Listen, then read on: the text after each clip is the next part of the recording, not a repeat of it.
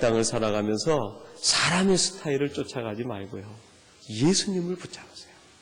세상의 스타일을 쫓아가는 것이 아니라 세상이 바뀌는 대로 우리가 끊임없이 바뀌고 세상 논리에 맞춰서 그렇게 가는 것이 아니라 우리는 하나님의 방식으로 하나님의 논리대로 예수님을 붙들고 오직 주님을 붙잡고 나가는 믿음의 사람들이 되시기를 축원합니다.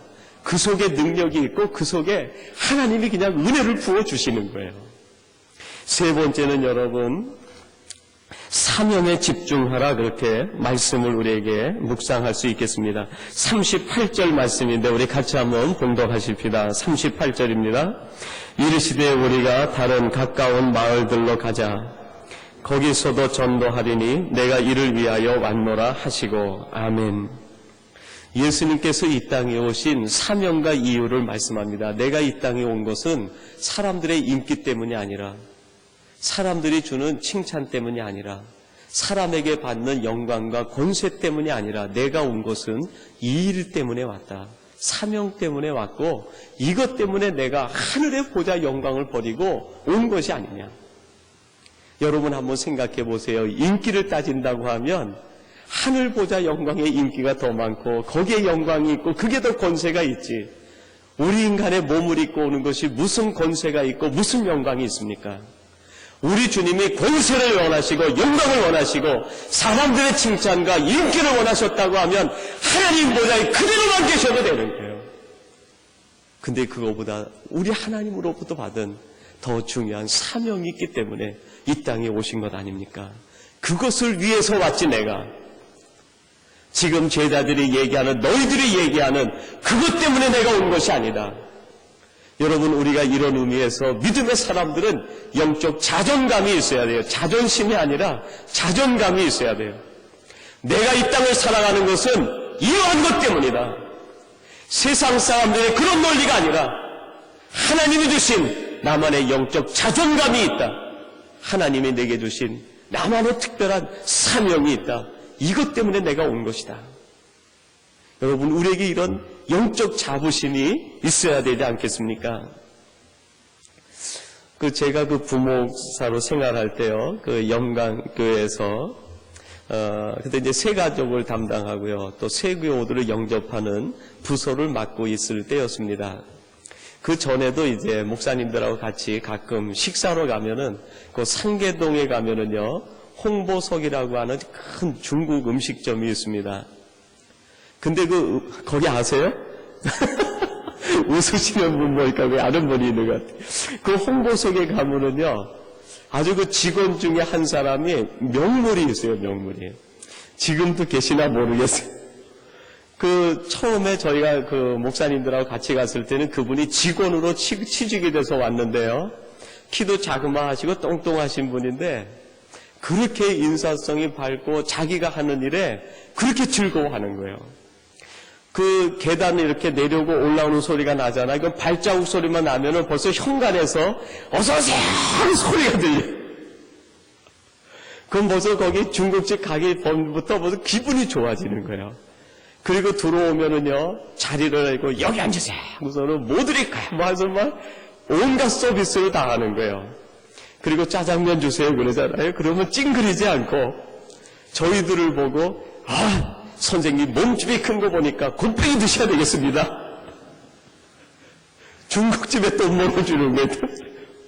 그 한마디에 저희가 보통 그러지 못하고 곱빼기 주세요. 그래서 곱빼기 먹고 값 치르고.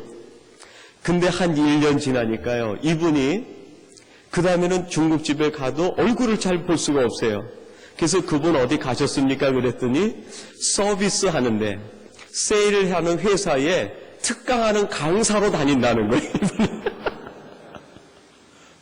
그래서 시간 날 때는 와서 여기에서 서빙하고 이제 보통 시간에는 청빙 받아가지고 강사를 하러 다니신다는 거예요.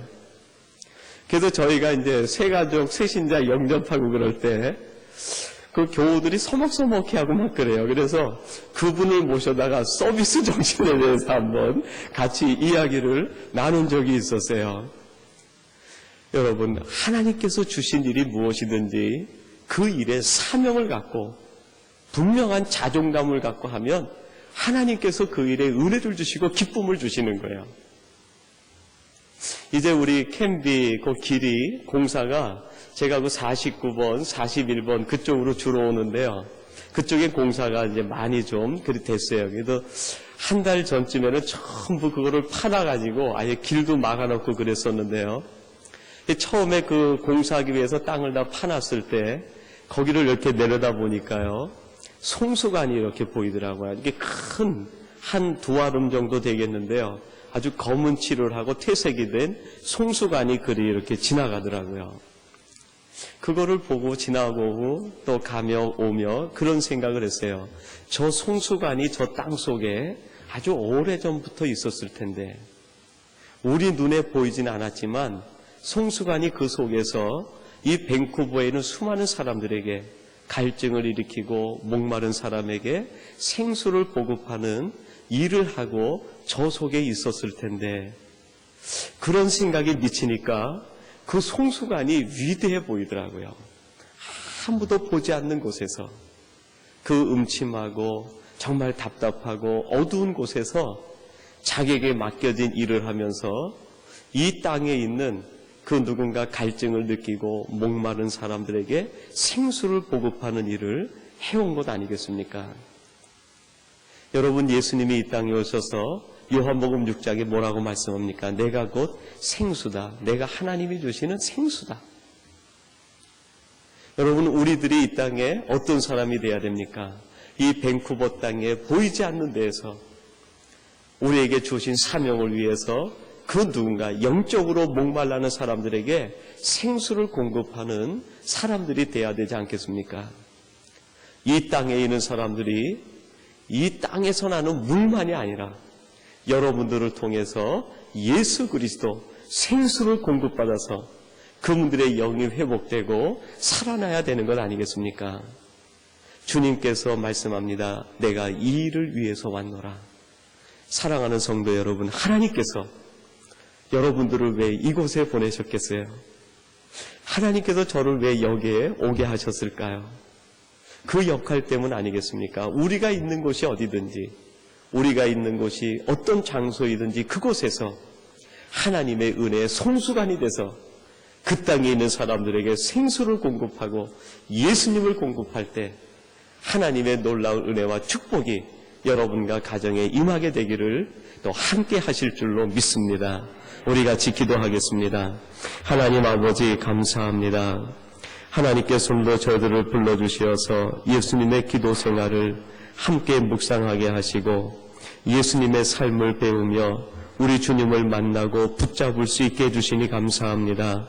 저들이 땅에서 우리 하나님의 생수에 관해 역할을 하게 하시고 하나님의 은총의 도구가 되게 해 주시옵소서.